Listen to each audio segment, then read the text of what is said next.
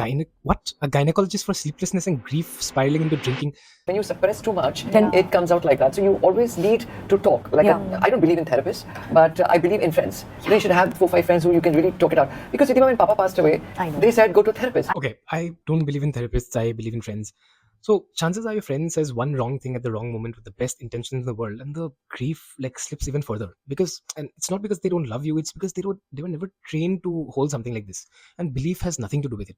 This isn't a belief system, it's a professional skill set. And I don't know. And I was really down. And I spoke to therapist. I said, "Kya kar rahi main? Jab tak I am not strong, what is therapy only going to say? Acha, meditate karo, ye karo, wo karo, count this, count that." It's nonsense. You have to take your time. Unless you are not strong, you have to decide. So when he passed away, Okay, a good therapist is going to do a lot more than tell you to count and meditate. But also, if that was it was that simple, the therapist can guide you. Whether you actually listen to them, it's on you. Like if you have cancer and you go to a doctor, if you don't follow what they tell you, that's not the doctor's fault or the treatment's failure. That's a choice you make consciously, right?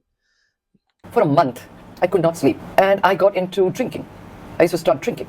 And then I could not sleep without drinking. So I called my doctor. I said, this is what is going on with me. I need help. So she sent a very well-known gynecologist. So she would come, she would inject me and put me to sleep. This happened. A gynecologist for sleeplessness and grief spiraling into drinking.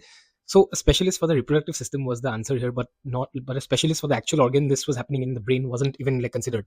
That's like going to a gynecologist for a fractured skull. It makes no sense, and it's exactly why medicine has specializations in the first place. Like psychiatry and psychology exist as their own fields for a reason. And I don't know. For 10 days. And the 11th or 12th day I said, Doc, I'm good now.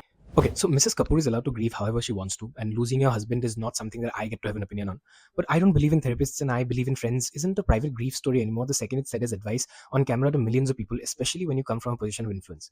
That sentence has weight, and when it comes with what is the therapist going to do, it quietly tells every person watching that professional help is optional nonsense, while simultaneously calling in a specialist for literally everything else going on in her body at the time. We don't do this with any other organ, but just the brain, and that's the actual problem.